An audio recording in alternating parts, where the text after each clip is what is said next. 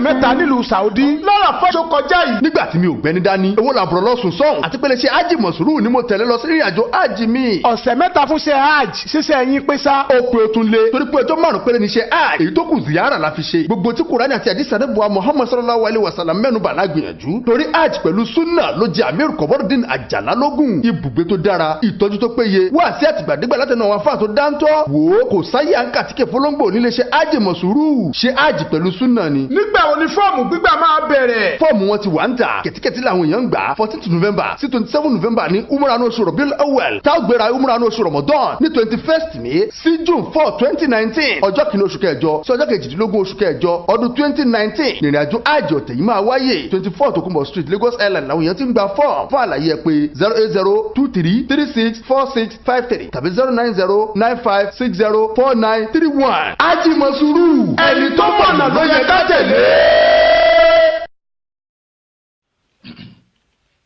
إن الحمد لله نحمده ونستعينه ونستغفره ونعوذ بالله من شرور أنفسنا وسيئات أعمالنا من يهدي الله فلا مضل له ومن يضلل فلا هادي له والصلاة والسلام على أشرف المرسلين سيدنا ومولانا محمد وعلى آله وصحابه ومن تبعهم بإحسان إلى يوم الدين. السلام عليكم ورحمة الله وبركاته. Adá ọpẹ́ fún Ọlọ́run Ọba, atọrọ ìkẹ́ àti ìgẹ̀ fún Ànábì wa Muhammad sallallahu alayhi wa sallam. Abẹ́ Ọlọ́run Ọba Allah kó bá wa ṣàlékún ìkẹ́ fún àwọn sọ̀hábà Ànábì, kọ́lọ́run Ọba kó bá wa ṣàlékún ìkẹ́ àti ìgẹ̀ náà fún àwọn ará ilé Ànábì àti gbogbo àwọn tí wọ́n bá tẹ̀lé orípa Ànábì sallallahu alayhi wa sallam tí ó fi di ọjọ́ ẹ̀san. Kọ́lọ́run Ọba Allah kó má yọ àwa náà sẹ́yìn bẹ́ẹ̀, ìkẹ́ àti ìgẹ̀ náà kọ́lọ́run Ọba kó jẹ́ kó kan àwa àti gbogbo àwọn ọmọ wa àtàwọn àrọ́mọdọ́mọ wa. Ọlọ́run o ṣàlékún ìtọ́sọ́nà wa, má jẹ́ kẹ́sẹ̀ wa kó yẹ̀ kúrò lórí súnnà Ànábì sallallahu alaihi wasallam láíláí. Abáwa dúpẹ́ fún Ọlọ́run gbogbo etí tó ń gbọ́ mi pàápàá jùlọ lórí ètò tá a wà yìí, ètò Sọ́ Gbangba Káyé Gbọ́ yìí. Gbogbo wa Ọlọ́run jẹ́ aṣorí ayé àti ti àkírọ̀. ọ̀nà téèyàn máa gbà sórí ayé àti àkírọ̀ ọ̀nà la wà yìí. So ká máa gbódòdó ọ̀rọ̀ Ọlọ́run Ọba gẹ́gẹ́ Ọlọ́run Ọba Allah ṣe gbé àwọn àfáà wa Sa'id, Ọlọ́run Ọba Allah gbé wọn kalẹ̀ fún ẹ̀sìn Islam yìí ni. nǹkan kan ò ní ṣe yín lágbára Ọlọ́run àfáà Sa'id, aburú kan ò ní ṣe yín bó ti wulẹ̀ ó mọ àlékún ẹ̀mí Ọlọ́run bó bá wa fi ta yín lọ́rẹ. ètò yìí yóò máa gòkè sí ní gbogbo ìgbà ni. ètò gbogbo ayé iná Ọlọ́run bá ti ètò gbogbo ayé ni, torí kò síbi tí wọn ò ti máa gbọ́, kárí ayé náà ni bá a ṣe wà yìí. So ṣùgbọ́n Ọlọ́run bá àlá yóò tún wá jẹ́ kó tún jù báyìí lọ, yóò tún wá jẹ́ kó tún kú jù báyìí lọ, wala la ilaha illallah, wala jíjọ kan ṣoṣo Ọlọ́run. Torí pé ètò yìí tó ń tún ìjọmọ ẹ̀dẹ́ ènìyàn ṣe tọ́lọ́n torí ẹ̀ ráwọn ànábì Ọlọ́run yín gangan lètò ìbéèsì lé lórí. Tó bá rí bẹ́ẹ̀, ètò tó yẹ kí Islam gbogbo ayé Islam pátápátá lápapọ̀ tó yẹ kí gbogbo wọn ó sowọ́ mọ́ ni. Torí pé tọ́lọ́n bá fi rán àwọn ànábì sallallahu alaihi wasallam gangan lètò ìbéèsì lé lórí tó ń gbé, tó ń jẹ́ káwọn èèyàn mọ̀, kó jẹ́ kó yá àwọn èèyàn kán mọ̀ pé Islam kì í ṣe ẹ̀sìn tàná, kì í ṣe ẹ̀sìn ti jẹta, ẹ̀sìn kan ṣoṣo ni tọ́lọ́run Ọba Allah tó fi ránṣẹ́ sí gbogbo ayé. So bó la ṣe ṣe táfi wá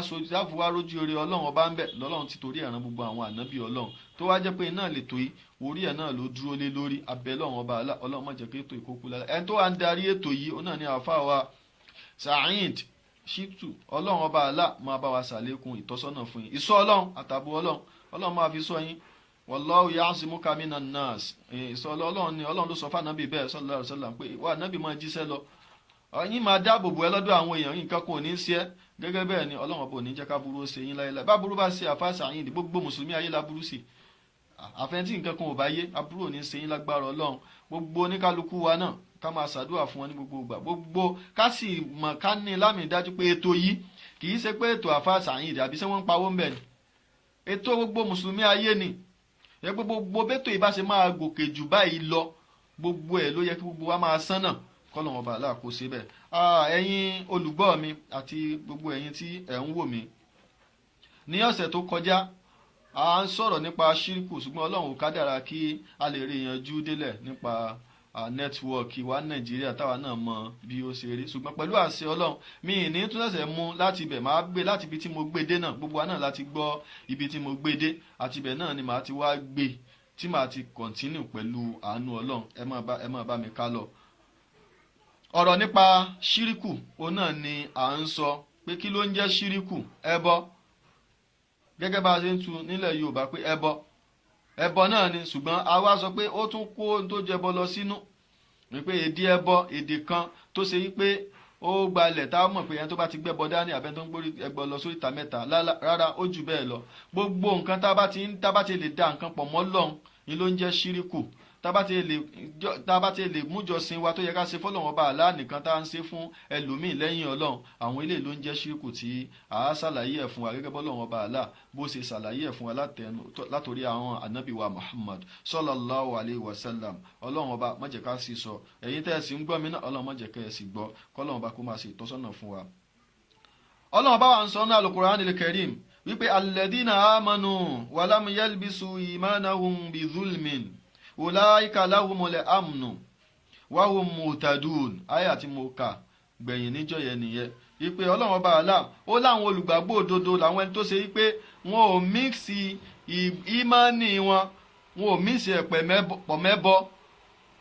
pé zulimu tó wà ń bẹ̀ yẹ bọ ni ulaika lahumul amnu Ọlọ́run gbogbo àwọn tí wọ́n bá ti ro ìgbàgbọ́ wọn papọ̀ mẹ́bọ tí wọ́n ò rò papọ̀ mọ́ dídá nǹkan pọ̀ mọ́ Ọlọ́run àwọn eléyìí tí wọ́n ní ìfọkànbalẹ̀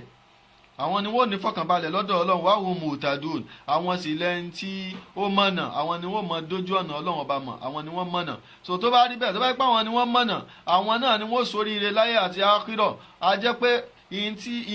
ọ̀nà yìí tàbí ní dá nǹkan kan pọ̀ mọ́ Ọlọ́run yìí òun ló jẹ gbogbo mùsùlùmí ayé lógún tó jẹ́ pé torí ẹ̀ náà lọ́lọ́run ọba àlá ni ló fi rán gbogbo àwọn òjíṣẹ́ Ọlọ́run ọba wa wípé ẹ wá lọ jíṣẹ́ fún wọn ẹ wá lọ sọ fún wọn wípé Ọlọ́run ọba àlá nìkan ṣoṣo òun ni wọ́n gbọ́dọ̀ sìn wọn gbọ́dọ̀ dá nǹkan kan pọ̀ mọ́ Ọlọ́run lọ́lọ́run ọba àlá fi ń sọ fún wa tá a bá lọ wọnú alukur'an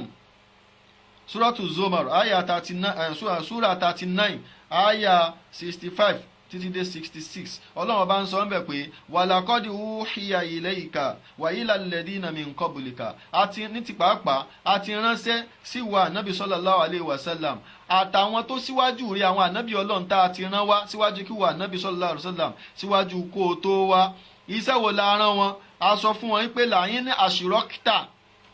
tẹ́ ẹ bá da nǹkan pọ̀ mọ́ Ọlọ́run tẹ́ ẹ bá da nǹkan pọ̀ mọ́ Ọlọ́run tó bá da nǹkan pọ̀ mọ́ Ọlọ́run làyàbàtọ̀ nà amaluka iṣẹ́ rẹ̀ ó bàjẹ́ o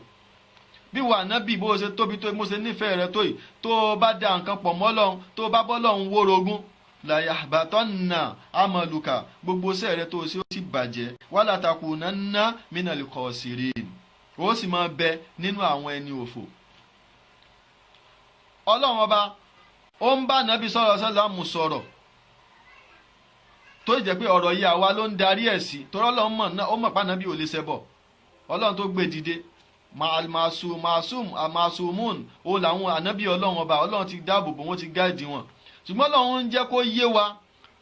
huwa mukhatiban lana Ọlọ́run ń bá wa gangan lọ́lọ́run ń bá sọ̀rọ̀ ṣùgbọ́n dojú ọ̀rọ̀ yẹn kọ ànábì sallallahu alaihi wasallam wípé làyín àṣírọ́kítà bí wà ànábì ṣe tóbi tó yìí bó ṣe kàǹkà tó yìí bó ṣe jẹ́ pé wọ́n lo lórí inú àwọn ànábì Ọlọ́run yìí ìwọ ni mo fẹ́ràn jù tó o bá ṣẹbọ tó o bá da nǹkan pọ̀ mọ́ Ọlọ́run tó bá da nǹkan pọ̀ mọ́ tó bá da nǹkan míì pọ̀ mọ́ èmi Ọlọ́run ọba làyàbàtọ́nà amaluka iṣẹ́ rẹ̀ ó bàjẹ́ gbogbo iṣẹ́ tó ṣe yóò bàjẹ́. Ọlọ́run sọ bẹ́ẹ̀ wala takunanna minal khasirin ó sì máa bẹ nínú àwọn tí ó ṣòfò tọ́lọ́run bá fi lè sọ bẹ́ẹ̀ fún Ànábì sallallahu alaihi wasallam tá a ní wọ́ tá a lè mí táà ní sọ́ra táà ní wá pé kí ló ń jẹ́ ìdá nǹkan pọ̀ mọ́ Ọlọ́run tá a gbọ́dọ̀ jìnnà sí kí ayé wa kó lè da kí àkírọ̀ wa kó lè da ká lè bá a di ẹni tí ó wà lè jẹun náà Ọlọ́run wa ní balillaha fa'bud Ọlọ́run ọba bali Ọlọ́run kó gbogbo ìyìn tó ń jẹ́bọ èèyàn ṣe síkù Ọlọ́run kó gbogbo ẹ̀ dànù tí bali bá wá bali ó máa ń kó ọ̀rọ̀ tó síwájú dànù ni Ọlọ́run ní bali ọ̀rọ̀ jẹ́ bẹ́ẹ̀ o ẹ má débi eṣíríkù rárá bí ti wọlé ọmọ balillaha fa'bud Allah nìkan ṣoṣo ni kẹ́ ẹ máa jọ́sìn fún wa kun mina shakirin kó mina ṣáàkì kó sì máa bẹ nínú àwọn tí ó máa dúpẹ́ fọ́lọ́run. A gbọ́dọ̀ máa bẹ nínú àwọn tí ó máa dúpẹ́ fọ́lọ́run, tí ó máa sin Ọlọ́run ọba Allah nìkan ṣoṣo, tá a gbọ́dọ̀ dá nǹkan kan pọ̀ mọ́ Ọlọ́run ọba níbi ìjọsìn. Ọlọ́run ọba Allah òun lọ́ba tó ṣe wípé ó ń tọ́ ẹ̀dá sọ́nà, dhalika hudallah. Ṣé ẹ rí kéèyàn wá má dá nǹkan kan pọ̀ mọ́ Ọlọ́run ọba yìí, hudallah ìtọ́sọ́nà Ọlọ́run ọba ni o. Yadi bihi man yasha, tọ́lọ́run fi máa ń tọ́ gbogbo ẹni tó bá fẹ́ sọ́nà, mina ibadihi nínú àwọn ẹrúsìn rẹ̀. Law ashraku lahabitọ anihum ma kanu ya'malun. Ọlọ́run ní kódà àwọn ànábì Ọlọ́run tó ti lọ yàtọ̀ sí ànábì gan, nígbà tó Ọlọ́run tẹ́ bá lọ wọnú Suratul An'am ní Quran chapter 6 ẹgbẹ́ látòkè àyà tí mi ń kà yìí ó ní àyà 88. Ẹ̀yin wá lè gbé látòkè mi tọ́lọ́run ti ròyìn ànábì Ibrahim àtàwọn àwọn àrọ́mọdọ́mẹ tí wọ́n jẹ́ ànábì Ọlọ́run tọ́lọ́run ti ròyìn wọn bọ̀. Nígbà tó Ọlọ́run wá débi àyà yìí, Ọlọ́run wá sọ pé ìtọ́sọ́nà Ọlọ́run ọba ni mo fi tọ́ wọn sọ́nà tí wọ́n fi sin Ọlọ́run ọba nìkan tó tí wọ́n fi dá nǹkan pọ̀ mọ́ Ọlọ́run. Ọlọ́run ní gbogbo ẹni tó bá dá nǹkan pọ̀ mọ́ Ọlọ́run pátápátá, tó bá yẹ pé àwọn ànábì Ọlọ́run tá a dárúkọ síwájú yìí náà, tó bá yẹ pé gbogbo wọn tó bá yẹ pé wọ́n dá nǹkan pọ̀ mọ́ Ọlọ́run ọba ni lahabitọ anihum ma kanu ya, gbogbo sẹ́tàn sí ó sì bàjẹ́. Àwọn ànábì Ọlọ́run lọ́lọ́run ń sọ yìí. So iye mi àti ẹ láwa ní ìfura ṣiṣẹ́ tá a ṣe láàní wo pé sáà tí ìdá nǹkan pọ̀ wọ́n lọ, sáà tí ìwọ́nú ẹbọ. Ìyìn tá a gbọ́dọ̀ sọ́ra nítorí pé tọ́lọ́ bá fi sọ bẹ́ẹ̀ fáwọn ànábì Ọlọ́run, èmi àti ẹ táìsà ànábì táìsè nǹkan kan kọ́. Tó bá rí bẹ́ẹ̀ nínú nǹkan tá olófi jẹ́ pé ọ̀rọ̀ nípa ṣíríkù kì í ṣe tó olófi jẹ́ pé tawhid kì í ṣe nǹkan tẹ́yìn gbọ́dọ̀ fọwọ́ yẹpẹrẹ mú, torí àwọn tí wọ́n pera wọn láàfáà gan-an wọn ò mọ tó ń jẹ́ tawhid. Torí ẹ̀ láyé wọn ṣe ń bàjẹ́, torí pé wọn ò mọ tó ń jẹ́ tawhid. Lárúbáwá sọ wípé fákìdù shay'in la yu'ti, ẹni tí ò ní nǹkan ò lè fún yàn. Àwọn gangan ò mọ tawhid, torí ẹ̀ lọ́rọ̀ wọn ṣe dàrú, torí ẹ̀ ni wọ́n ṣe ń bọ́ sórí afẹ́fẹ́ tí wọ́n ń sọ nǹkan tí ò yẹ kí wọ́n sọ. Wọ́n ń bọ́ sórí afẹ́fẹ́ wọ́n ń pa àwọn èèyàn lọ síbi kí wọ́n wá máa ṣoògùn, wọ́n ń bọ́ sórí afẹ́fẹ́ wọ́n ń pa àwọn èèyàn lọ síbi kí wọ́n wá máa ṣẹbọ sọ́lọ́run ọba Allah. Wọ́n bọ́ sórí afẹ́fẹ́ wọ́n pa àwọn èèyàn lọ síbi kí wọ́n wá máa wòràwọ̀, wọ́n bọ́ sórí afẹ́fẹ́ wọ́n pa àwọn èèyàn lọ síbi kí wọ́n wá máa jó nǹkan, kí wọ́n máa eléyìí ìyìn tó gbẹ̀yàn kúrò ní ìsìláàmù pátápátá ni, tó yẹ pé téèyàn bá ṣe ìsìláàmù ẹ ti bàjẹ́. So tó bá rí bẹ́ẹ̀, àáfàá tí nǹkan bá yé ibi tí ó ti gbéṣẹ́ rẹ̀ ibẹ̀ níbi tawhid. Torí pé dídú tawhidi àṣírìkù, tawhid opposite ẹ̀ náà ní ṣíríkù. Ìpè ìsí Ọlọ́run ọba láso níbi ìjọsìn rẹ̀, pé Ọlọ́run ọba Allah nìkan láṣẹ láso níbi ìjọsìn, Ọlọ́run ọba Allah nìkan láṣẹ láso níbi ìdẹ́dà rẹ̀, ìdá gbogbo ohun tó dá, Ọlọ́run ọba Allah nìkan láṣẹ láso níbi àwọn orúkọ rẹ̀ àtàwọn ìròyìn rẹ̀. A gbọ́dọ̀ dá nǹkan kan pọ̀ mọ́ Ọlọ́run, especially níbi ìjọsìn fọ́lọ́run ọba.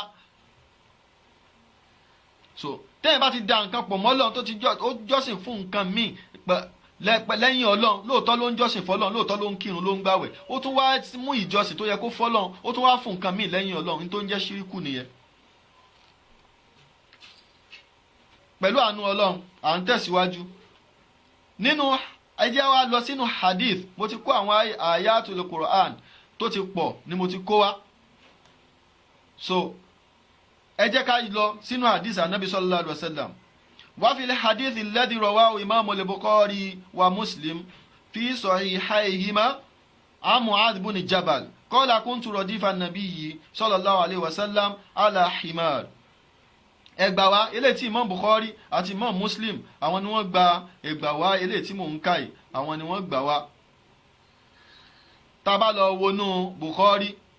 hadith 2857, tá bá lọ wọnú Muslim hadith 30, òun ni ọ̀rọ̀ tí mò ń sọ yìí ló wà. Mu'adh bin Jabal ló gba hadith yìí wá. Ó ní kuntu radifa an-nabiy, mò ń bẹ lẹ́yìn ànábì ńjọ́ kan, okùn orí nǹkan ọ̀gùn ànábì sì gbé sẹ́yìn. Lára ẹ̀kọ́ tá a rí kọ́ lẹ́yìn lára ànábì sallallahu alaihi wasallam nìyẹn, pé ànábì ẹsẹ̀ tó jọ ara ẹ̀ lójú tí wọ́n ti dá àfáà lẹ́ni tó ti wò pé ó ti parí. Ọmọ kéwò rẹ kò lè máa wa mọ́tò rẹ pé èmi ni màá wa mọ́tò tí wọ́n wà jókòó wà fẹsẹ̀ yìn. Ànábì kò rí bẹ́ẹ̀, bọ́lá wọn bá ṣe rán sí gbogbo ayé tó. Ó gbé Mu'adh bin Jabal ó gbé sẹ́yìn lórí nǹkan ọ̀gùn.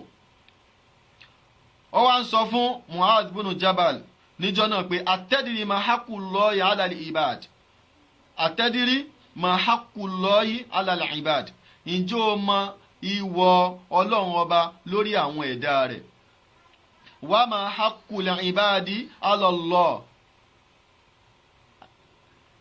àti pé kí ni ìwọ ẹrú lọ́dọ̀ ọlọ́run. Qulitullahu wa rasuluhu a'lam, ó ní mo wá sọ pé ọlọ́run ọba àtòjíṣẹ́ rẹ̀ ló mọ̀ o. Qal Ànábì sallallahu alaihi wasallam wá sọ wípé haqqullah, sórí ń sìn sàbẹ́ nìyẹn o, àwọn wọn ò dàbí tiwa. Àwa ń sìn tábà ti mọ nǹkan kan wọ́n ti ń pè wá láàfà, kí ló mọ̀? wa ma utitu minal ilmi illa qalilan, ọlọ́run ni àfún yín nímọ̀ bí ó ṣe díẹ̀. Ibi tó o bá mọ̀ wọ́n dákẹ́ ni, wàá béèrè lọ́wọ́ àwọn tí wọ́n mọ̀. Fas'alu ahla dhikri in kuntum la ta'lamun. Kéṣe gbogbo ọmọ lẹ́nìkan lè mọ̀ tán, ṣùgbọ́n àwọn àbá àti wá Nàìjíríà ń bí gbogbo béèrè tó bá ti bè wọ́n ni likulli su'alin jawab, likulli su'alin jawab. Gbogbo àti tí ó mọ̀ àti tó mọ̀ gbogbo ẹni yóò fi máa ti àwọn èèyàn lọ́nà. Yìí téèyàn ò bá mọ̀ èèyàn máa ń dákẹ́ ni, ẹ̀rí wọn á jáde wọ́n bá ti dinú Ramadan, ẹ̀rí tí wọ́n mọ̀ sí tafsiri oríṣiríṣi. Gbogbo tí wọn ò mọ̀ nípa hadith, wàá máa parọ́. Yìí tó mọ̀ wàá máa tútùkùtù, wàá máa parọ́ máa nàbí, wàá máa parọ́ mẹ́sìn. Tẹ́ẹ̀sì ti gbàgbé ọ̀rọ̀ Ọlọ́run ọba tó sọ yìí pé gbogbo ẹnikẹ́ni wà máa yaftaruna ala Allahi al-kadhiba, gbogbo ẹnikẹ́ni tó bá parọ́ mọ́ Ọlọ́run la yuflihun, wọn ò ní ṣoríire. Ó ń bẹ nínú àdìsí Ànábì sallallahu alaihi wasallam tó Ànábì sọ pé man kadhaba alayya falyatabawwa maq'adahu minan nar, gbogbo ẹnikẹ́ni tó bá parọ́ mẹ́mi Ànábì, kò rọ pé kò wọ náà ò ṣẹlẹ̀, kó máa wábi tí ó jókòó sí inú náà ni. Wọ́n á máa tú àyá al-Qur'an nífẹ̀ẹ́ ẹnu ara wọn, wọ́n máa tú àdìsí Ànábì sallallahu alaihi wasallam nífẹ̀ẹ́ ẹnu ara nímọ̀ tẹ́ẹ̀mọ̀ tẹ́yìn náà mọ̀ pẹ́ẹ́mọ̀. So gbogbo eléyìí in tó ń ṣe àwọn èèyàn lọ́nà òun nìyẹn o. nígbà táwọn tá a bá pè ní olórí àwọn àáfà tí wọ́n bá ti ń lọ síbi nǹkan tí wọn ò mọ̀, wọ́n mọ̀ sí àwọn èèyàn lọ́nà ni. àwọn ni wọ́n mọ̀ jẹ́ ayimmatul mudillun, wọ́n mọ̀ di aṣíwájú tí ó mọ̀ sí àwọn èèyàn lọ́nà ni. torí ẹni tó bá ti mọ̀ dákẹ́. nígbà táwọn ẹni tó bi Mu'adh ibn Jabal tó jẹ́ sàábé, kì í ṣe sàábé gidi tó gbẹ́sìn yé ni, ó ní Allahu wa rasuluhu a'lam. Ẹ̀kọ́ nìyẹn fún gbogbo wa, ní tá a bá ti mọ̀ ká sọ pé Allahu wa rasuluhu a'lam. So wọ́n bi Imam Maliki ní ìbéèrè tí ò dín ní 90 something, àwọn ìgbà wa mi sọ pé 100. Imam Maliki dá méjì, ó ní yòókù wallahu a'lam. So bẹ́ẹ̀ ni gbogbo àwọn àfáàrí. So ní tó bá ti mọ̀ wàá dákẹ́ ni, kì í ṣe gbogbo mọ̀ lẹ́nìkan lè mọ̀. So lára tí ó ń ṣe àwọn èèyàn lọ́nà nílùú wa Nàìjíríà ń bí ni pé gbogbo táwọn àfọwọ́mọ̀ ni wọ́n ń tẹnubọ̀ ni wọ́n ń sọ. So ó jẹ́ káwọn èèyàn kó sínú ẹbọ. Mu'adh ibn Jabal ó wá sọ pé Ọlọ́run ọba àtòjíṣẹ́ rẹ̀ nìkan ló mọ̀ o. Ànábì wa farabalẹ̀ ṣàlàyé fún, ó ní haqqullahi ala al-ibadi an ya'buduhu wala yushriku bihi shay'an. Ìwọ Ọlọ́run ọba lórí ẹ̀dá òun ni pé kẹ́ ẹ máa sìn Ọlọ́run ọba lóun nìkan ṣoṣo. Wala yushriku bihi shay'an, kẹ́ ẹ má dà nǹkan kan pọ̀ mọ́ Ọlọ́run ọba níbi ìjọsìn rẹ̀. Ẹ má dà nǹkan kan pọ̀ mọ́ Ọlọ́run ọba níbi ìjọsìn. Ẹ jọ́sìn fún Ọlọ́run ọba, gbogbo tó bá ti jẹ́ ìjọsìn pátápátá Ọlọ́run ọba nìkan là á fún, a gbọ́dọ̀ fún nǹkan míì lẹ́yìn Ọlọ́run. Bẹ́ẹ̀ yẹn bá ti fún nǹkan míì níjọsìn lẹ́yìn Ọlọ́run, ó di mushriku. Yín tó ń jẹ́ ṣíríkù nìyẹn. Kì í ṣe pé gbẹ́bọ lọ sórí ìta mẹ́ta lásán rárá. Yín tó ń jẹ́ ṣíríkù ó ní ká fún ìjọsìn tó jẹ́ pé Ọlọ́run ọba nìkan ló yẹ ká wá fún ẹlòmíì lẹ́yìn Ọlọ́run. Eléyìí olóúnjẹ òun là Ànábì sallallahu alaihi wasallam sọ pé ká ẹ má ṣẹbọ pẹ̀lú Ọlọ́run. Ìwọ Ọlọ́run ọba nìyẹn o, ẹ má jọ́sìn fún nǹkan kan míì lẹ́yìn Ọlọ́run, ẹ má dà nǹkan pọ̀ mọ́ Ọlọ́run. Wa haqqul ibadi ala Allah, kí wá ní ìwọ tẹrú lọ́dọ̀ Ọlọ́run, òun ni pé an la yu'adhiba man la yushrika bihi shay'a. Ọlọ́run ọba ò ní fìyà jẹ gbogbo ẹni tí ò bá ti dà nǹkan pọ̀ mọ́ níbi ìjọsìn. Ọlọ́run ò ní fìyà jẹ. Yẹn pé ìyẹn lọ́rọ̀ ẹbọ fi lágbára. Ẹbọ yẹ kìí ṣe nǹkan kékeré, ní tó bí Ọlọ́run ọba nú jù lórí ilẹ̀ ni. Ọlọ́run bá fi sọ pé òun ò ní gbogbo ẹni tó bá ti dà nǹkan pọ̀ mọ́ òun Ọlọ́run ọba níbi ìjọsìn, tó dà nǹkan pọ̀ mọ́ òun Ọlọ́run ọba, tó jọ́sìn fún Ọlọ́run, tó tún fi ìjọsìn fún nǹkan míì lẹ́yìn Ọlọ́run ọba, gbogbo àwọn ilé ìparapata Ọlọ́run ní tí wọ́n bá kú sórí ẹ̀ òun ò ní foríjì wọn. Àforíjì ò sí fún wọn ní ákírọ̀ tí wọ́n bá fi lè kú sórí ẹ̀. So tó bá rí bẹ́ẹ̀, àdìsí alákọ̀ọ́kọ́ nìyẹn. Bákan náà ẹ jẹ́ n tún mú àdìsí ẹlẹ́ẹ̀kejì wá. eléyìí tí àfáà Jábìrù gbà wá kọ́lọ́wọ́n bá kó bá wa yọ́nú sí ó ní anna Rasulullah sallallahu alaihi wasallam ọlá Ànábì sallallahu alaihi wasallam sọ pé man laqiya Allaha la yushriku bihi shay'an dakhala al-jannah gbogbo ẹnikẹ́ni tó bá pàdé Ọlọ́run ọba lẹ́yìn tí ò dá nǹkan kan pọ̀ mọ́ Ọlọ́run títí tó fi jáde láyé dakhala al-jannah yóò wà al-jannah wa man laqiyahu yushriku bihi shay'an àmọ́ tó bá pàdé Ọlọ́run ọba lẹ́yìn tó dá nǹkan pọ̀ mọ́ Ọlọ́run dakhala an-nar iná nílé rẹ̀ tí ó wọ̀. قد عرفنا وعلمنا في آيات القرآن والأحاديث المذكورة níbi àwọn àyá al-Qur'an eléyìí tá a kà síwájú yìí ó ti yé wa àwọn àdíìsì eléyìí tá a tún kà ó tún yé wa ó yé wa dáadáa wípé anna sọ́rífà là ibadati li ghayri llahi shirikun ká mú ìbádà ká gbé fún ẹlòmíì tí kìí sọ Ọlọ́run ìjọsìn ká gbé fún ẹlòmíì tí kìí sọ Ọlọ́run òun ló ń jẹ́ ṣíríkù tó bá jẹ́ pé bọ náà lẹ lò iná ló ń jẹ́ bọ ká mú ìjọsìn tó yẹ ká fún Ọlọ́run ká wá fún ẹlòmíì tí kìí sọ Ọlọ́run òun ló ń jẹ́ ẹbọ lóòótọ́ là ń sin lọ́hun o ẹni tó ṣe ṣíríkù ètò pé kò sin lọ́hun ó ń jọ́sìn fún Ọlọ́run o ṣùgbọ́n ó tún wá ń jọ́sìn fún nǹkan míì lẹ́yìn Ọlọ́run ní tó sọ́dẹ̀ ẹlẹ́bọ nìyẹn tó sọ́dẹ̀ ẹni tó ṣe ṣíríkù nìyẹn o. faman sarafa shay'an min anwa'il ibadati li ghayri llahi mushrikun gbogbo ẹni tó bá ti wá mú ìjọsìn tó wá fún ẹlòmíì lẹ́yìn Ọlọ́run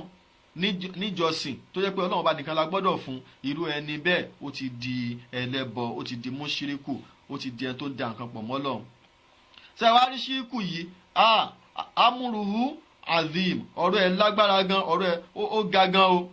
amúruhu sọ́àbùn ọ̀rọ̀ ẹ̀ le gan níwájú Ọlọ́run wa khatirun jiddan ó sì léwu gidi gan laysa bil hayyin kì í ṣe tó rọrùn rárá o kìí ṣe tó rọrùn kéèyàn dá nǹkan pọ̀ mọ́ Ọlọ́run kò torí pé èèyàn ò ní bójú rere Ọlọ́run bá pàdé béèyàn bá fi kú sórí ẹ̀ walakin yuyassirullahu al-ikhlasa ala al-ibad torí ẹ̀ ṣùgbọ́n Ọlọ́run ọba Allah níbi àánú Ọlọ́run ọba ó máa ń ṣe nírọ̀rùn fún yàn láti lè ṣe ìkíláàsì ìyẹn ni pé láti lè jọ́sìn fún Ọlọ́run ọba Allah nìkan ṣoṣo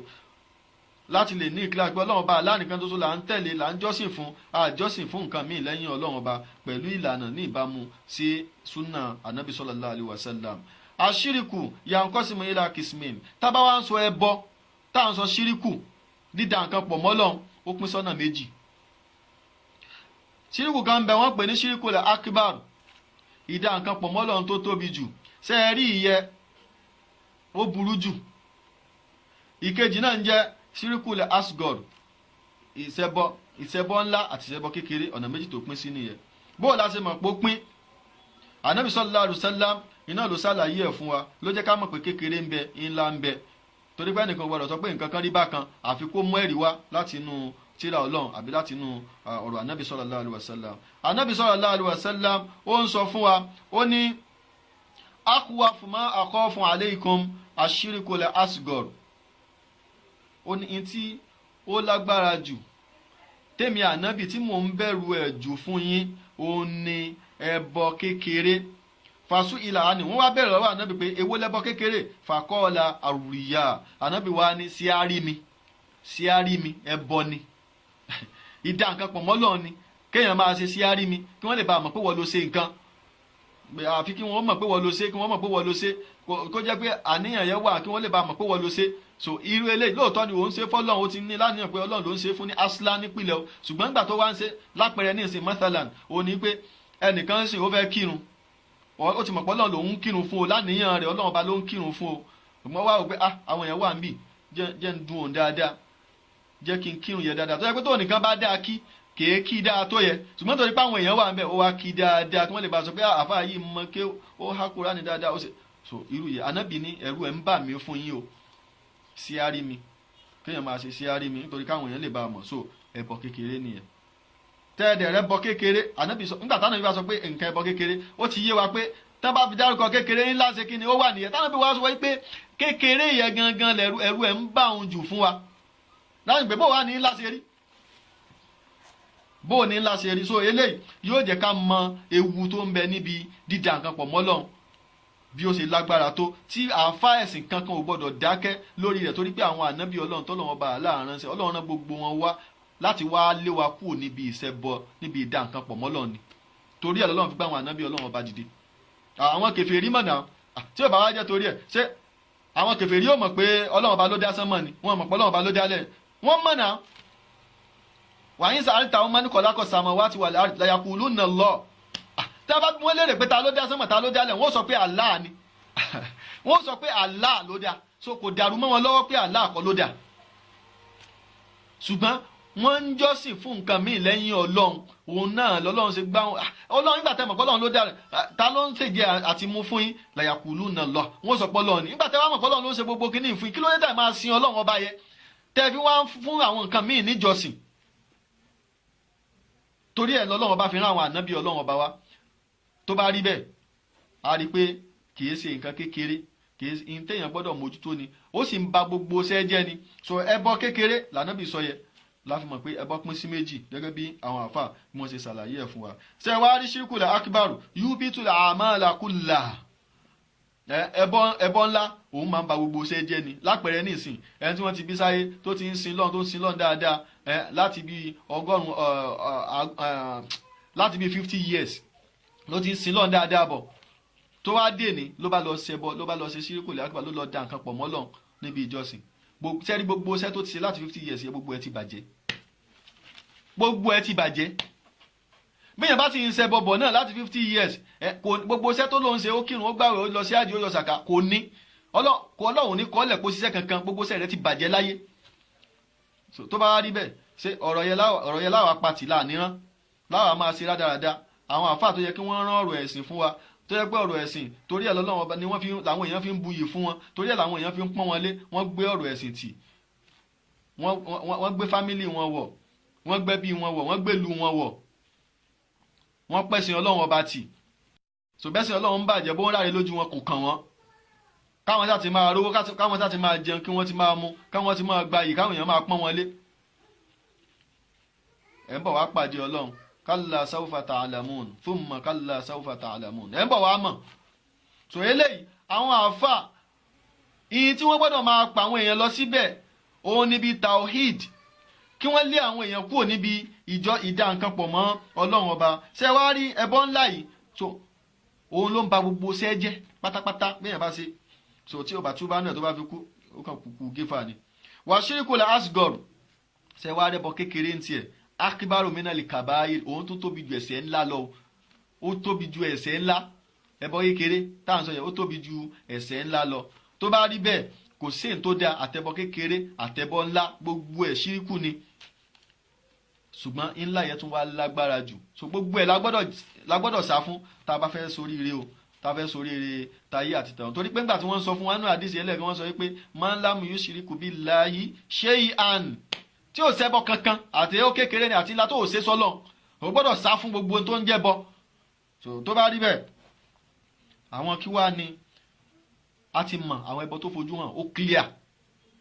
bẹ́ẹ̀ nìkan ní ìsìn bó bá ń kírun ní ìsìn tó ní òòṣà ẹnìkan lòun kírun fún àbí tó ní bàbá kan lòun kírun fún àbí tó ní kinní kan lòun kírun tó ń forí kalẹ̀ fún gbogbo èèyàn ti mọ̀ pé ẹlẹ́bọ ni òun fúnra ẹ̀ náà mọ̀ pé òun ti ń sin nǹkan míì lẹ́yìn Ọlọ́run ìyẹ́ ò pamọ́ ìyẹ́ clear so gbogbo èèyàn sábà débẹ̀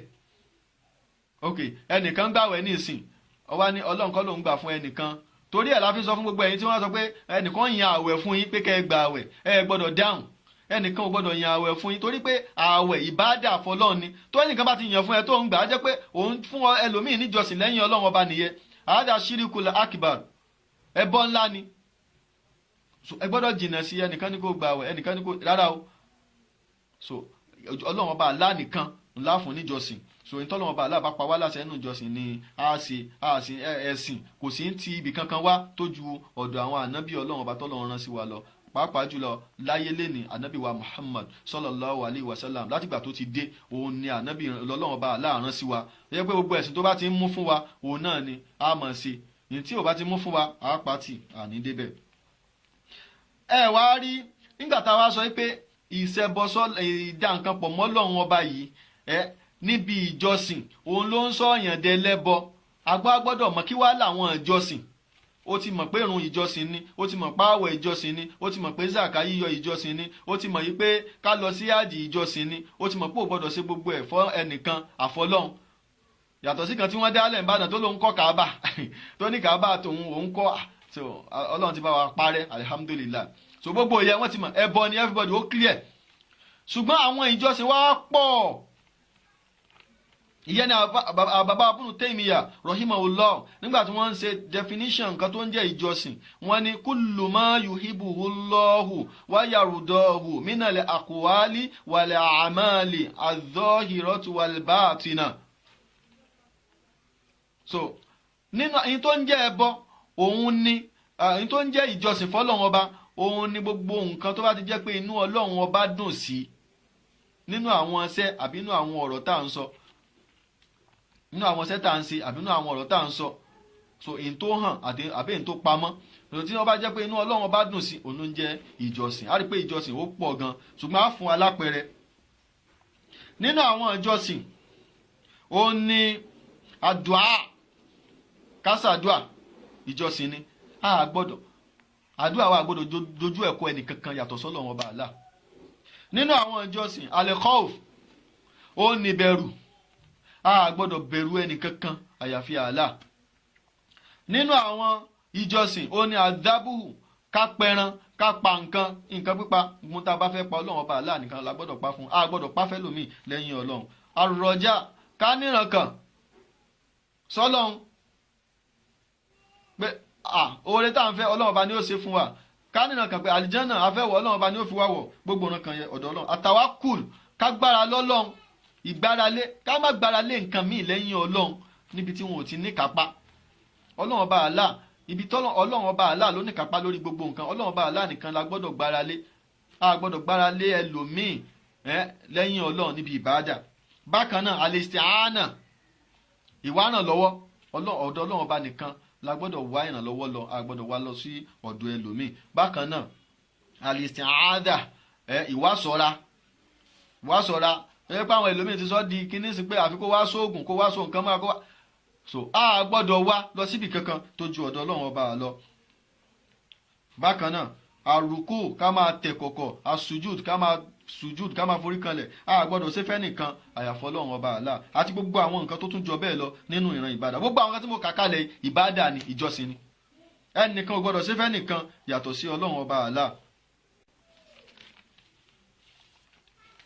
náà pẹ̀lú ọ̀rọ̀ tí mo wá sọ yìí a ní bùkátà sí ká mọ àwọn ìran ìbádà yẹn bá a ṣe ká yẹ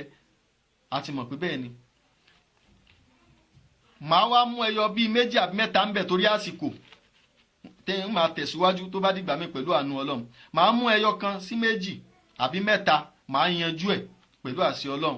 bọ́lọ́run ọba àtòjíṣẹ́ rẹ̀ bí wọ́n ṣe yanjú ẹ̀. Ọlọ́run ọba ń sọ awalan àkọ́kọ́ tí màá yanjú nínú ìjọsìn fọ́lọ́run tá a gbọ́dọ̀ fẹ́ lómi lẹ́yìn Ọlọ́run tó yẹ pé bẹ́ẹ̀ bá ti fẹ́ lómi lẹ́yìn Ọlọ́run bàbá yìí ó di mùṣíríkù ìsìláàmù ẹ̀ bàjẹ́ ó jẹlẹ́bọ bó bá kú sórí bẹ́ẹ̀ kò sálì Jánnà fún iná Ọlọ́run ọba ni ó sì gbére sí. òun ni àdúà qala ta'ala Ọlọ́run ọba Allah sọ pé ud'uni astajib lakum ẹ pè mí èmi Ọlọ́run kí n dá yín lóhùn màá dá yín lóhùn. innal ladhina yastakbiruna an ibadati gbogbo àwọn tí wọ́n bá ń ṣe ìgbéraga kúrò níbi àti pé èmi Ọlọ́run bá tí wọn ò pè mí kúrò níbi ìjọsìn fọ́lọ́run kí lọ́lọ́run bá fi bẹ̀rẹ̀ ud'uni ẹ pè mí ẹ ké pè mí astajibu lakum kémi Ọlọ́run ọba ó dá yín lóhùn. innal ladhina yastakbirun dájúdájú gbogbo àwọn tí wọ́n ń ṣe kíni tí wọ́n ń ṣe ìgbéraga ani ibadati kúrò níbi ìjọsìn fẹ́mi Ọlọ́run tí wọn ò jọ́sìn fún mi tó túmọ̀ pé àdúà ò kíni ìbáadà àdúà ò yẹ kíni ìbáadà àwọn tí wọn ò jọ́sìn fún mi tó pé Ọlọ́run ní ẹ pè mí ìyẹn ni pé ẹ pè mí kẹ́ ẹ jọ́sìn fẹ́mi Ọlọ́run torí pé pípè mí tẹ́ ń bẹ̀ mí ẹ̀ ń jọ́sìn fẹ́mi Ọlọ́run ọba ni gbogbo àwọn tí ò bá wá jọ́sìn fẹ́mi Ọlọ́run ọba sayadikuluna jahannama dakhirin wọ́n á wọnú náà jahannama lẹ́yìn yẹpẹrẹ ni wọ́n á wọnú náà jahannama lẹ́ni kékeré ni lẹ́ni yẹpẹrẹ tọ́lọ́run ọba ó ti yẹpẹrẹ wọn. so tó bá rí bẹ́ẹ̀ a rí bẹ́ẹ̀ yẹ ìpè àdúàwù wal ìbáàdà. bákan náà òjíṣẹ́ Ọlọ́run sallallahu alaihi wasallam ó sọ fún wa nínú ẹgbàá wa pé àdúàwù wal ìbáàdà tá a bá lọ wọnú ẹgbàá wa eléyìí tí Ibn Majah tí wọ́n gbà wá ní hadith 1479 a rí ń bẹ̀ sọ̀híhù ni hadith tó lálàáfíà ni tí wọ́n sọ fún wa ń bẹ̀ wípé àdúàwù wal ìbáàdà tánàbí sàlám sọ pé àdúàwù ìbáàdà ni o ìyẹn ni pé òun ni ìbáàdà tó lágbára jù ní làdúà kìí sọ pé ṣe pé òun nìkan ni gbogbo ìbáàdà ṣùgbọ́n ìbáàdà tó lágbára jù gẹ́gẹ́ bá nàbí ṣe sọ pé alhajju al-arafa ìpè ájì ní àràfá ní ájì o tí wọ́n ti mọ̀ sí pé àti ṣe gbogbo àwọn nǹkan yòókù ṣùgbọ́n orígun tó lágbára jù nínú hajj òun ní àràfá so tó bá rí bẹ́ẹ̀ àdúrà orígun tó lágbára jù nínú ìran ìjọsìn òun ni àdúrà jẹ́ so tó bá rí bẹ́ẹ̀ a gbọ́dọ̀ fún ẹlòmíì ní ìjọsìn yẹ àdúrà kó wá jẹ́ pé ẹlòmíì la máa pè lẹ́yìn ọlọ́run ọba a gbọ́dọ̀ dán wò fi máa láyà kìdírò alẹ́ yìí níbi nǹkan tẹ́niyẹ ò ní kápá kìí ṣe pé a pè pé ẹgbẹ́rù mi kìí ṣe pé a pè pé mo máa nídìí 20 naira bẹ́ẹ̀ fún mi tá a mọ̀ pé ó ní kápá àti fún wa ṣùgbọ́n ká pè é pé mo fẹ́ kárí sí kí mi ó gbòòrò ìwọ lágbájá wọn ní ìwọ ló lè ṣe fún mi wọn níbi bá ti dọ́dọ̀ rẹ bàbá wọn níbi bá ti dọ́dọ̀ yín àrísìkí mi ọmọ gbòòrò ni torí ẹ̀ náà mo ṣe wá wọn ti ròyìn wọn ní kí ibà àti nìtọ́ ó ti di mùṣírikù pẹ̀lú nǹkan tó sọ yẹ torí pé ta ló lè gbòòrò àrísìkí Allah ẹnìkan ò ní kápá rẹ̀ bàbá wọn níbi bá ti dọ́dọ̀ yín ọ̀rọ̀ mi ó dayọ̀ ta ló lè sọ̀rọ̀ èèyàn dayọ̀ Allah láti wá sọ pé ẹnìkan ó sọ̀rọ̀ ẹ̀ dayọ̀ ó ti ṣe ṣíríkù torí ẹ̀ la gbọ́dọ̀ ṣọ́ra àwọn nǹkan yìí dangerous ó léwu gan àwọn tá a sì pè láàfà àwọn ò mọ̀ kò yé wọn so ẹni tí ò mọ̀ nǹkan bó ló ṣe fẹ́ ṣàlàyé ẹ̀ àwọn kọ̀ọ̀kan tí wọ́n sì tún mọ̀ àwọn tí wọn àwọn ò ṣàlàyé ẹ̀ fàyè káyé kó yáyé so owó náà làwọn ń lé dhalika mablaghum minal ilm àlẹ́ àyà wọn wá nǹkan kan ju ilé ayé lọ wọn jà àwọn ànábì ọlọ́run tọ́lọ́run bá rán torí pé tán bá jọ àwọn ànábì ọlọ́run ni tàwíìdì ni wọ́n mọ̀ pariwo tí gbogbo èèyàn ó ti mọ̀ pé nǹkan kan ń jẹ́ ṣíríkù nǹkan kan ń jẹ́ tàwíìd yóò ti yé gbogbo àwọn èèyàn kò ní pamọ́ sí mùsùlùmí ṣùgbọ́n láyé lẹ́nì mùsùlùmí kan kéré tó mọ tó ń jẹ́ ṣíríkù wọ́n kéré tí ó wáyé pọ́lọ́wọ́n bá tó gbérú àwọn àfáà sàáyìndì tọ́lọ́wọ́n bá gbé wọn kalẹ̀ báyìí tí wọ́n ń ṣerú àwọn ètò báyìí fún wa lórí sọ gbangba káyé gbọ́ ẹ rí àwọn èèyàn bí wọ́n ṣe ń pè wọlé ni ẹ rí àwọn èèyàn bí wọ́n ṣe ń sọ àtàwọn èèyàn ń sọ pé kò yá àwọn ò mọ̀ pé báyìí ṣé kò sáà fà láyé tẹ́lẹ̀ ni ṣé wọn ò sí láyé ni that means pé wọn ò ṣiṣẹ́ nìyẹn iṣẹ́ tọ́lọ́wọ́n bá rán wọn pátì so in tó wá yẹ kí gbogbo wọn ó ṣe ní ìsìn láti kún àáfàá Sàyíǹdì lọ́wọ́ kọ́lọ́wọ́n bá àlà kó máa bá wa kí wọ́n ó kún wọn lọ́wọ́ ìyẹn làṣí wọn fi lè bo ìyẹn lọ́wọ́n bá fi lè foríjì wọn o àìjẹ́ bẹ́ẹ̀ tí wọ́n bá mójútó yẹ wọ́n á jẹ mo yóò yà lọ́dọ̀ Ọlọ́run ìpè tọ́lọ́wọ́n bá rán wọn ni wọ́n ṣe yìí o so ètò yìí Ọlọ́run ní jẹ́ ó bàjẹ́ láéláé àáfàá wa Sàyíǹdì tí wọ́n ń tukọ̀ ètò yìí Ọlọ́run o àlàáfíà ara Ọlọ́run jẹ́ ó máa wà pẹ̀lú yín gbogbo ìgbà o àánú Ọlọ́run kó máa wà pẹ̀lú yín gbogbo ìgbà ìṣọ́ Ọlọ́run kó máa wà pẹ̀lú yín gbogbo ìgbà àtẹ̀yìn àti gbogbo ẹbí yín lápapọ̀ ní ìṣọ́ Ọlọ́run bá ju gbogbo yẹn lọ Ọlọ́run ọba yóò máa ṣọ́ yín kọ́lọ́run bá máa bá wa fi ṣọ́ rẹ̀ ṣọ́ yín ní gbogbo ìgbà àlékún ẹ̀mí gígùn àtàláfíà ara kó máa wà pẹ̀lú yín Ọlọ́run ní díẹ̀ ṣàìsàn iṣẹ́ tẹ́ ṣe iṣẹ́ tó lágbára ni iṣẹ́ wa ń jáde káàkiri gbogbo ayé ló ń gbọ́ Ọlọ́run ọba yóò máa bá wa pẹ̀lú yín o torí kò sí nǹkan tá ju ká ṣàdúrà fún yín lọ gbogbo àwọn tí táwọn náà bá mọ̀ pa wọ́n lè kópa tàbí pa méjì kí wọ́n ṣe fọ́lọ́ kí wọ́n kópa yẹ torí ara wọn ni kì í ṣe torí ẹnì kankan so torí ètò yìí ó gbọ́dọ̀ jẹ́ tí yóò tún spread káàkiri ayé jù báyìí lọ kí odidi station ńlá kó wà fún ètò yìí táwọn èèyàn máa wò live and direct kódà tí ò ní sí pé ọ̀rọ̀ pa àtúnjó dátà gan mọ́ tí wọ́n máa wò kó wà lórí àwọn kí ni wọ́n ń porúkọ ẹ̀ àwọn cable kó wà lórí ẹ̀ ètò tí ó dúró bẹ́ẹ̀ so gbogbo tá a bá lè ṣe sí gbogbo àwọn mùsùlùmí so ká tètè ṣe sí báyìí o torí pé ibi tọ́lọ́run bá àlà tí ó ti wá san àwa láǹ lẹ́sàn olóore ni o ètò yóò gbọ́dọ̀ dúró láíláí o Ọlọ́run ní jí ó dúró láíláí torí pé àwọn àfáà ti paṣẹ tó yẹ kán ṣe tì wọn ò ṣe so àwọn èèyàn ò mọ nǹkan kan pa ẹ̀sìn so nígbà táwọn èèyàn wá ń gbọ́ ètò yìí wọ́n wá ń wò pé ṣé báyìí ní ìsìláàmù rí ìsìláàmù wù gbogbo wọn so torí pé àwọn àfáà tó yẹ kán ṣe wọn ò ṣiṣẹ́ so àdúà bẹ́yàn bá pe ẹlòmíì lẹ́yìn Ọlọ́run bẹ́yàn bá pe ẹlòmíì lẹ́yìn Ọlọ́run tó bá fi kú sórí ẹ̀ fàwọ́wà mushrikun káfírun ìdájọ́ rẹ̀ nìyẹn bá pẹ́ lómi lóòótọ́ ni òun sin láàsọ pé òun kírun aláàsọ pé ó gbààwẹ̀ òun gbààwẹ̀ a sọ pé ó yọ sàkà ó ń yọ sàkà, a sọ pé ó lọ sáàjì ó ń lọ sáàjì, ṣùgbọ́n o tún wá ń sọ pé ẹnìkan ló tún lè yanjú ọ̀rọ̀ rẹ, ẹnìkan ló tún lè ṣe kó o fi bímọ, ẹnìkan ló lè ṣe kíṣẹ́ rẹ fi lọ síwájú, ẹnìkan ló lè ṣe kọ́rọ̀ yẹn fi dayọ̀, ó ti di kèfèrí. Gbogbo Islam tó ṣe, gbogbo orun tó lókè ó ti bàjẹ́, ó ti waste, ó ti wà wasted. Yẹn o gbọ́dọ̀ ṣọ́ra, so o gbọ́dọ̀ mọ tó pé bẹ́ẹ̀ nìkan bá fún ẹ ní ya o fẹ́ kó máa pe ya mọ tó wà ń bẹ̀. Ya káàkà ya ìlú sókọ Ọlọ́run ni káàkà ya ìlú, ó kọ tó o bá ti mọ̀ tó o mọ̀ má pé má bá wọn pe káàkà ya ìlú, bó tẹ́ ẹ bá pe ẹlòmíì lẹ́yìn Ọlọ́run ẹlẹ́ni yẹn di mùṣírìkù. Kánìkà fáà kan wá fún ẹ pé ẹni tó wọn ṣe ni pé máa pe ya tàbátà ya ìlú, ya múlíkà ya ìlú, gbogbo ẹni tó ń bẹ́nu gọ́yàtúlì màkìsúdà, ẹni tó ń bẹ́nu fáwùsùlẹ̀ azim táwọn àfáà òun ni wọ́n mú káàkiri, ni wọ́n ń kà fún yín káàkiri inú ilé káàkiri tán pókò àlìjànú fún yín. So gbogbo yẹ ẹbọ ni, ṣíríkù ni,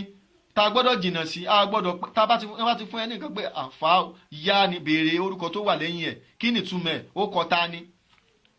A gbọ́dọ̀ pé ya kinní kan nígbà tá à ń ṣàdúrà káwá pé ya káwá má mọ ìtumọ̀ tó wà lẹ́yìn ẹ̀. Àtọ́ wọn gbókò àlìjànú fún wa torí káàkà ya ìlú, mọ́líkà ya ìlú, àbókọ màláíkà, àbókọ kódà kójọkọ ànábì Ọlọ́run. O gbọ́dọ̀ pé o gbọ́dọ̀ sọ pé yánà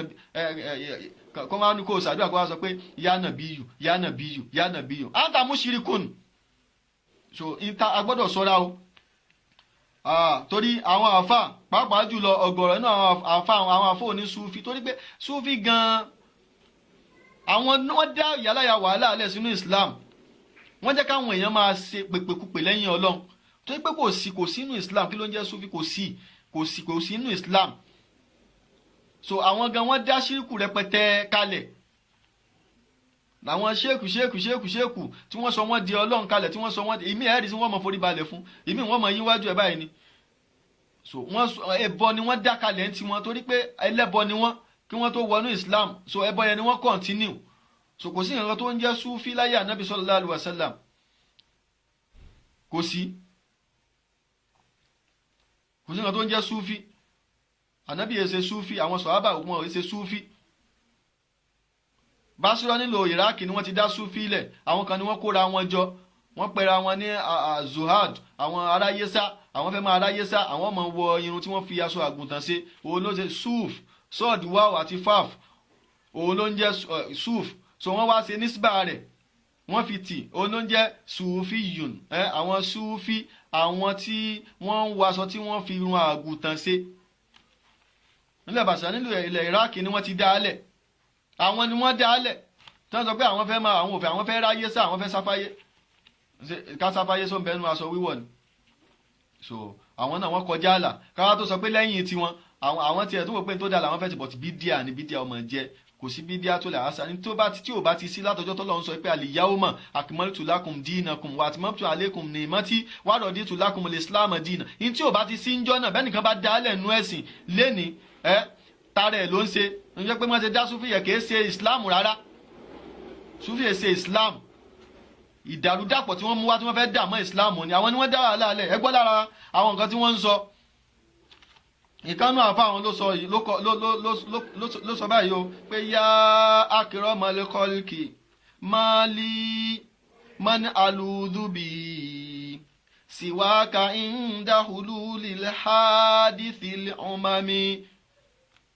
fa inna min judika dunya wa darrataha wa min ulumika ilmal lawhi wal qalami wa min ulumika ilmal lawhi wal qalami. Kí ló sọ? Ó ní yá akramal khalqi, mo pè wọ́n tó lápọ́nlé jù lọ́nú ẹ̀dá. Ànábì ló ń pè yẹ o, mo pè wọ́n tó lápọ́nlé jù lọ́nú ẹ̀dá. Ẹ lọ́wọ́ nú búrúdà ẹ bá ń bẹ̀. Ó ní mo pè wọ́n tó lápọ́nlé jù lọ́nú ẹ̀dá.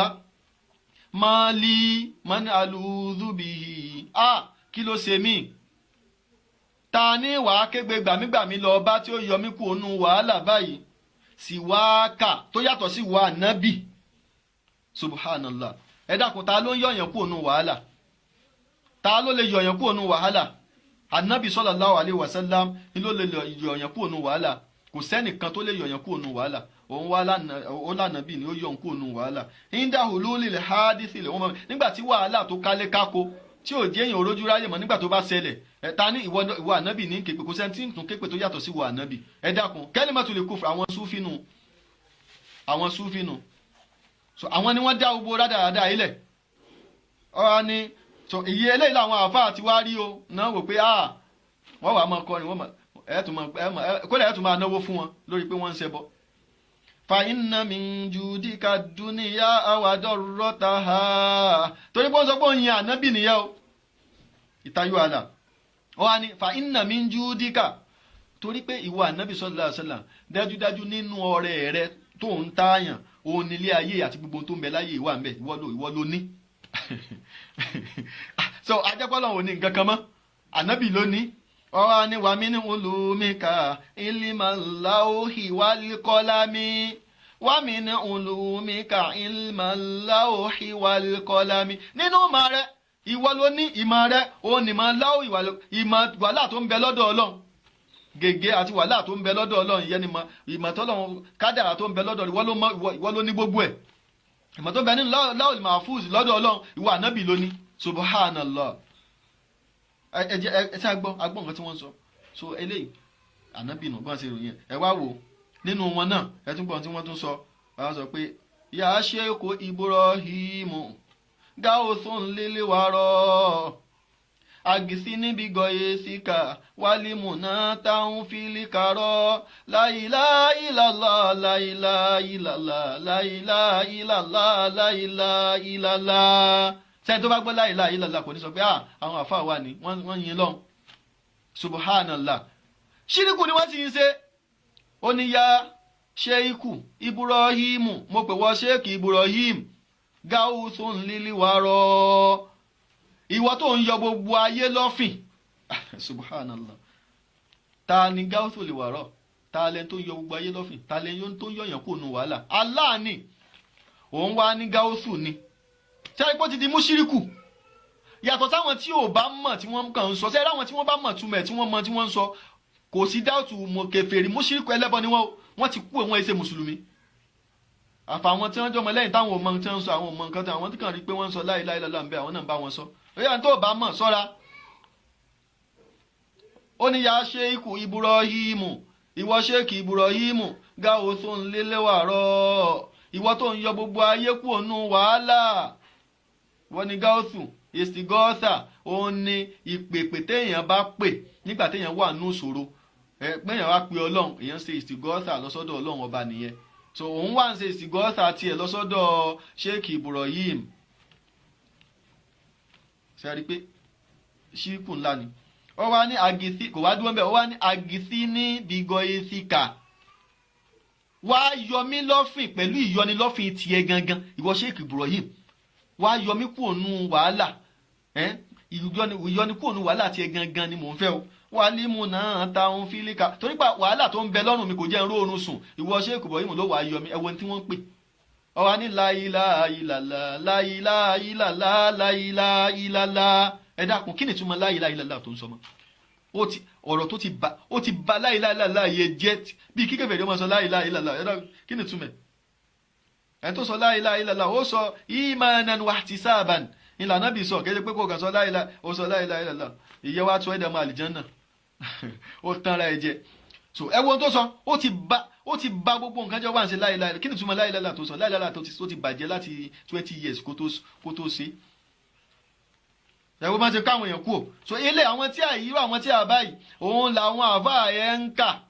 wọn ò nímọ̀ kankan nípa tawhid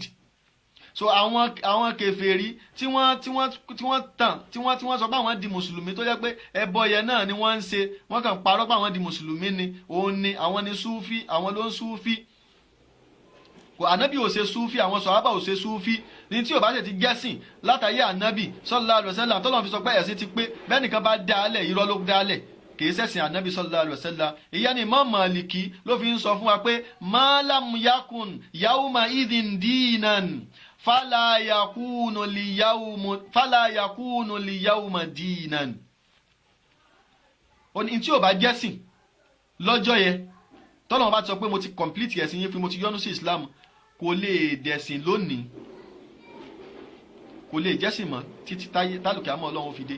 so tó bá rí bẹ́ẹ̀ so ẹ jẹ́ ká ṣọ́ra gbogbo eléyìí kúlù hádá ṣírìkún akibar gbogbo eléyìí ẹbọ ńlá ni yukhraju anil milla tó yọ gbogbo ẹni tó bá ti ṣe tó yọ kúrò nú ẹ̀sìn so wọ́n gbọ́dọ̀ mọ tó pè mọ tó sọ nígbà tó fẹ́ bẹ lọ wọ́n fún ẹ ládùúà béèrè sádùúà tánàbí sọ́làm tó ní ká ṣe ni bí wọ́n bá jẹ́ tánàbí ní ká ṣe ẹ sọ́nù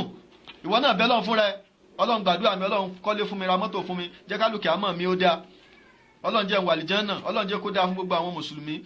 bàbá mi àti ìyá mi bá ń kẹ́ wọn bá ń ṣàánú wọn rọ́bì gífìrì láwùmọ̀ wàrí àmúhùmọ́ kámọ̀ rọ̀bà yá ni sọ̀gírọ̀ ṣàdúrà fáwọn òbí ẹ ṣàdúrà fún gbogbo mùsùlùmí ṣàdúrà fún ara rẹ ó parí kí ni wàhálà ọlọ́run ní ùdí òun lọ àwídìí rahman ẹ pè mí ní Allah pè mí ní yá Allah ọlọ́run yá Allah ṣàánú mi ya rahman irhamni ya latif ultufubi kò tún bá làákà ìmú gangan máa sọ pé ya Allah ya Allah ya Allah ya Allah kẹ́yìn kan máa porúkọ rẹ pé ya ìwọ òun Mustapha wà ní ya Mustapha ya Mustapha ya Mustapha ó bi léèrè pé kí ló fẹ́ sọ kí ló ń wọ́rí ẹ sọ nǹkan tó fẹ́ sọ wọ́n pé ya latif ultufubi ìwọ ọlọ́run ọba láàánú ṣàánú mi oríṣùkù ni ìwọ ọlọ́run ọba lárísìkì pèsè àrísìkì fún mi so àwọn ọjọ́ Allah ti tó kó pọ́lọ́ àràmọ́nù ti tó kí ló ń wá káàkiri tó fi ń pèpè kúpè so tó fi wá di ẹni tí Islam rí ó bàjẹ́ so ẹjẹ́ àkíyèsí bẹ̀yẹ ká sọ́ra dọ̀rẹ́ Ọlọ́run ọba Allah ń sọ wípé nínú Ọlọ́run ọba ń sọ fún wa nínú Al-Qur'anil Karim ó ní wa man yad'u ma'a Allahi ilahan akhar ẹni tó bá pe Ọlọ́run ọba míì tó pè pẹ̀lú Allah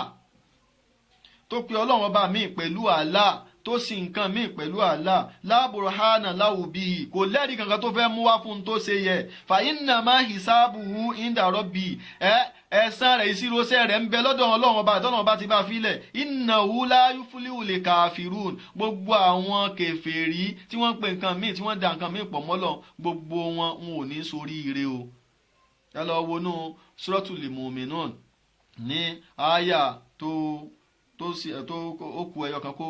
kó parí ẹ rí àyà tí mo kà ẹ rí ń bẹ so tó bá rí bẹ́ẹ̀ nínú àwọn ìran ìbádà tá a gbọ́dọ̀ fún ẹlòmíì lẹ́yìn Ọlọ́run ó ní àdúrà wà ẹlẹ́ẹ̀kejì òun náà ní alikọ́f ìbẹ̀rù mí ní àníwá ilẹ̀ ìbádà nínú àwọn ìran ìbádà ni wàhùwà ìbádà tó lè kọ̀lìbíyà ìbádà ọkàn ni so òun pín sí méjì kọ́fù ilẹ̀ ìbádà wà kọ́fù tọ̀bí kọ́fù ilẹ̀ ìbádà ni ìbẹ̀rù téèyàn ń bẹ̀rù fọ́lọ̀ tó ń bẹ̀rù Ọlọ́run ọba nìkan ṣoṣo níbi ìjọsìn àti kọ́ọ̀fù tọ̀bí ìkejì òun ni ìbẹ̀rù àdámọ́ méjèèjì yàtọ̀ síra wọn ọ̀yìn tá a wá ń sọ níbẹ̀ òun ni kọ́ọ̀fù ìbádà òun là ń sọ ìbẹ̀rù ti ìjọsìn a gbọ́dọ̀ ṣe fẹ́ni kankan tó ju Allah lọ so ìyẹn ni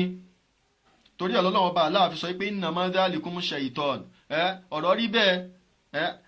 ó rí bẹ́ẹ̀ torí pé ṣàìtọ́n yòókọ́ wífọ́ àwòlíyá àwù ó máa ń dẹ́rù bà àwọn ẹni tí ẹ̀ ní àwọn ọ̀rẹ́ rẹ̀ ló máa ń dẹ́rù bà fàlátàkọ̀ fúhùm ẹ má bẹ̀rù rẹ̀ ẹ má bẹ̀rù ṣàìtọ́nì ẹ má bẹ̀rù àwọn èèyàn ṣàìtọ́nì fàlátàkọ̀ fúhùm sọ́wọ́n pé iná mádàlì kún ṣàìtọ́n lọ́lọ́run bá sọ Ọlọ́run wá ní yòókọ́ wífọ́ àwòlíyá àwù àwọn èèyàn tí ẹ̀ ló máa ń dẹ́rù bà fàlátàkọ̀ fúhùm ẹ má bẹ̀rù wọn ìyẹn ni pé àti ṣàìtọ́nì àti gbogbo àwọn èèyàn rẹ̀ ẹ má bẹ̀rù wọn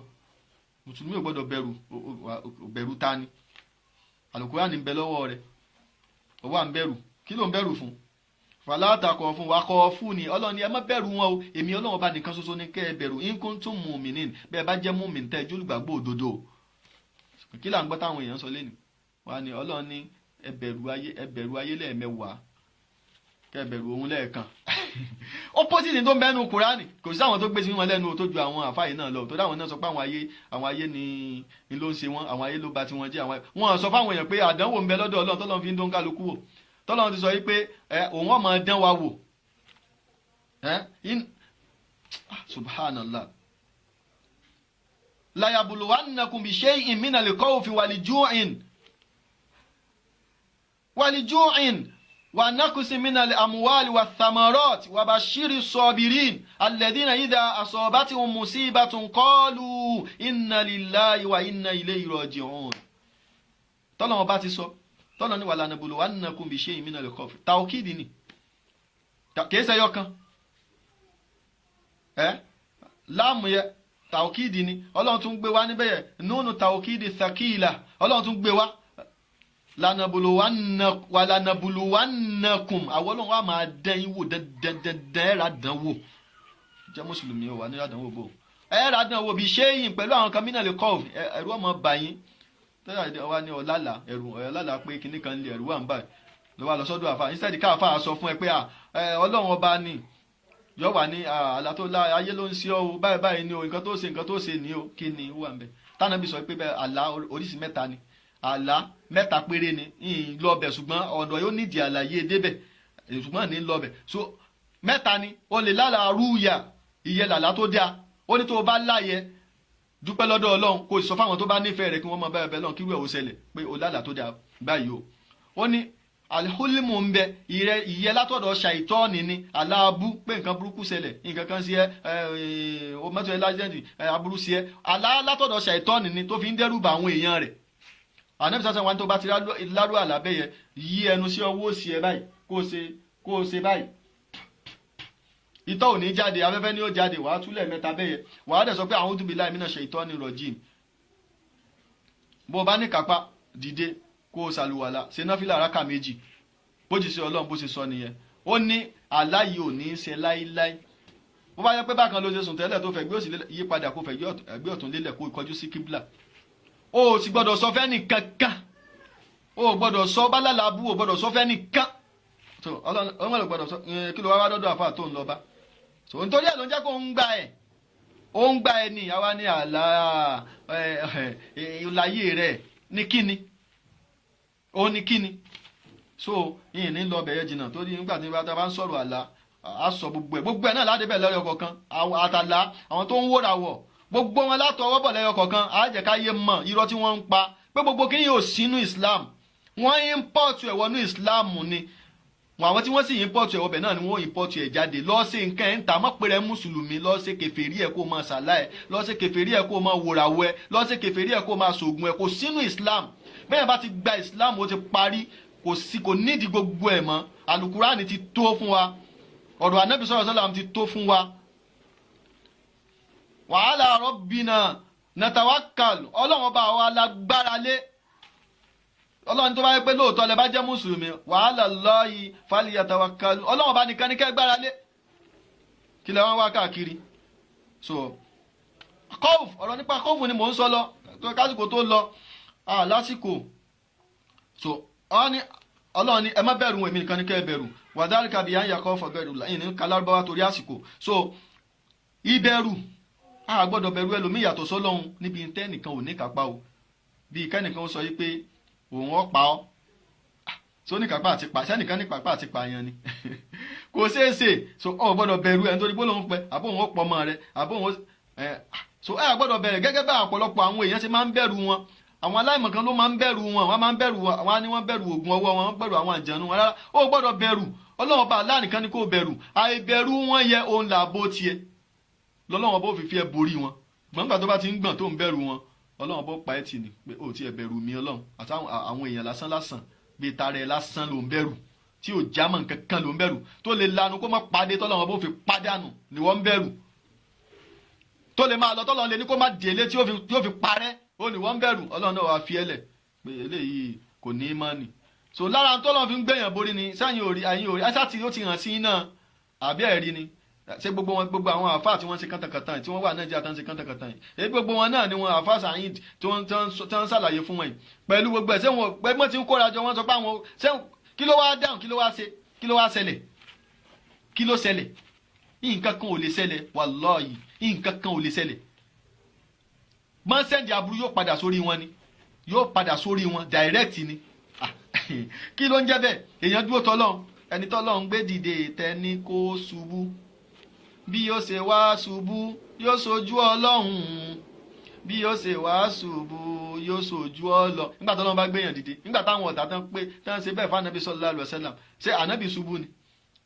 so kò sí nǹkan kan so ọlọ́run ọba Allah òun lágbára lé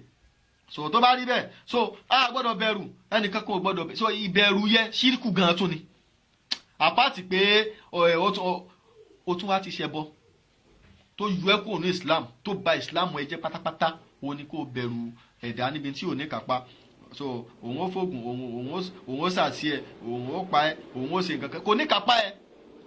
torí pé Ọlọ́run Ọba Allah nìkan ló ní kápá kí nǹkan ó ṣe òun ó fàárẹ̀ kàn ẹ́ Ọlọ́run Ọba Allah nìkan ló ní kápá rẹ̀ lọ́dọ̀ òun ló lè ní kéèyàn ṣàárẹ̀ òun ló lè ní kéèyàn gbádùn kò sẹ́nìkan tó lè dán wò so tó bá rí bẹ́ẹ̀ irú ìbẹ̀rù yẹ a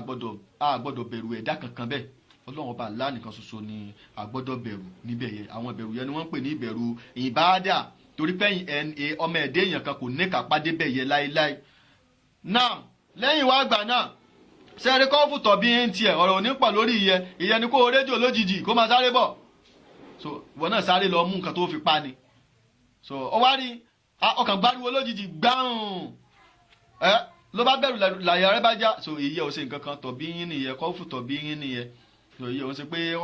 kọ́ọ̀fù lè ìbádà kọ́ nìyẹn àlẹ́kọ́ọ̀fù tọ̀bí yín òun nìyẹn so gbogbo yẹ Ànábì wa Musa alayhi salatu wa salam nígbà tí wọ́n sọ pé wọ́n fẹ́ pa kíni Ànábì Musa náà ó kúrò nílùú tìbẹ̀rù pé kí wọ́n má rí mu kí wọ́n má so ìyẹ́ inú kọ́ọ̀fù tọ̀bí yẹn nígbà táwọn olóòṣà àwọn onídán nígbà tí wọ́n sọ kíní ọ̀pá àwọn ilẹ̀ tó dejò kíni ẹ̀rù bà Ànábì Musa náà pé so kọ́ọ̀fù tọ̀bí yẹn nìyẹn òun ṣe kọ́ọ̀fù lẹ̀ ìbádà mọ kọ́ọ̀fù lẹ̀ ìbádà ní tẹ́jà ò ní kápá rẹ̀ kò ní kápá rẹ̀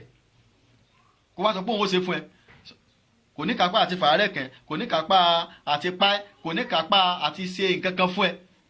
torí pé Ọlọ́run Ọba Allah nìkan ni ọba tó lè ṣe so àwọn eléyìí kò tọ́ gbogbo ẹnikẹ́ni tó bá ti lè bẹ̀rù ẹlòmíì lẹ́yìn Ọlọ́run Ọba níbi àwọn eléyìí irú ẹni bẹ́ẹ̀ ó di mùṣíríkù nìyẹn ò kọ́lọ́run Ọba Allah kó mọ̀ sí wá ní mùṣíríkù sí ẹ̀ tó a dúró síbi pẹ̀lú àṣẹ Ọlọ́run torí àsìkò ti lọ so torí ẹ̀ láti dúró sí ibi báyìí a máa kọ̀ntínú a máa tẹ̀síwájú tó bá dìgbà mi pẹ̀lú àánú Ọlọ́run abẹ́ Ọlọ́run Ọba Allah kọ́lọ́run Ọba kó jẹ́ kẹ́mi wá gùn lórí rẹ̀ kọ́lọ́run Ọba kó jẹ́ kẹ́mi wá gùn lórí ilẹ̀ kọ́lọ́run Ọba kó sì jẹ́ ká lè rí ẹ̀mí gígùn náà ká fi ṣiṣẹ́ olóore àlàáfíà tó pé kọ́lọ́run Ọba kó ṣe fún wa ètò wa ètò sọ́n gbangba káyé pẹ́ Ọlọ́run ò ní jẹ́ ó kú láéláé Ọlọ́run ò ní jẹ́ ó kú láéláé Ọlọ́run ó jẹ́ kó dàgbà jù báyìí lọ yóò wá bímọ káàkiri gbogbo ayé tí a mọ̀ pé ojú kan ló wà báyìí yóò bímọ káàkiri gbogbo ayé tí ò ní sí ìlú tí ò sí tí ó wá jẹ́ àkàbà ńlá bẹ́ẹ̀ lọ́lọ́run Ọba Allah yóò ṣe torí pé ìsìláàmù ni ìsìláàmù gangan ni Ọlọ́run Ọba Allah ẹni tó wá ń darí ẹ̀ náà ni àlùfáà wa Sa'id Shittu Ọlọ́run Ọba Allah bá wa ṣe àlékún ìtọ́sọ́nà fún wọn àlékún àgbéga àlékún dáadáa Ọlọ́run bá bá ní ṣe fún wọn àlékún ìtọ́sọ́nà Ọlọ́run Ọba àlékún dáadáa àlékún ìbẹ̀rù Ọlọ́run bá wa ṣe fún wọn ipò ọ̀tá Ọlọ́run ní tí ó ká wọn láéláé wala la ilaha illallah wala la ilaha illallah wala la hawla wala quwwata سبحانك اللهم وبحمدك أشهد أن لا إله إلا أنت أستغفرك وأتوب إليك السلام عليكم ورحمة الله وبركاته Ájìmọ̀rú mo gbọ́ pé olùtọ́sẹ̀ mẹ́ta nílùú Saudi lọ́rọ̀ fọ́ṣọ kọjá yìí. nígbà tí mi ò gbẹ́ni dání owó làbúrò lọ́sùn sọ́hùn àti pé lè ṣe Ájìmọ̀sùrù ni mo tẹ̀lé lọ sí ìrìnàjò ájì mi. ọ̀sẹ̀ mẹ́ta fún ṣe hajj ṣíṣe ẹ̀yìn pé sá. ó pe o tún lé torí pé ọjọ́ márùn-ún péré ni ṣe hajj èyí tó kù ziyara la fi ṣe gbogbo tí Kùránì àti àdìsí ànábì Muhammad sallallahu alaihi wasallam mẹ́nu bà lágbìyànjú torí hajj pẹ̀lú sunna ló jẹ́ Amir Kọ̀bọ́rọ̀dín Àjàlá lógún ibùgbé tó dára ìtọ́jú tó péye wá sí àtìgbàdégbà látẹnu àwọn afáà tó dáńtọ́ wò ó kò sáyé àǹkàtìkè fọlọ́ngbò nílé ṣe Ájìmọ̀sùrù ṣe hajj pẹ̀lú súnà ni. nígbà wo ni fọ́ọ̀mù gbígbà máa bẹ̀rẹ̀. fọ́ọ̀mù wọn ti wà ń tà kẹ̀tíkẹ̀tí làwọn èèyàn ń gbà 14 November sí 27 November ní umrah ní oṣù Rabiul Awwal tá a gbéra umrah ní oṣù Ramadan ní 21st May sí June 4 2019 ọjọ́ kìíní oṣù kẹjọ sí ọjọ́ kejìdínlógún oṣù kẹjọ ọdún 2019 ìrìnàjò àjò ọ̀tẹ̀ yìí máa wáyé 24 Tokunbo Street Lagos Island làwọn èèyàn ti ń gba fọ́ọ̀mù fún àlàyé ẹ pé 08023364653 tàbí 09095604931 Ájìmọ̀sùrù ẹni tó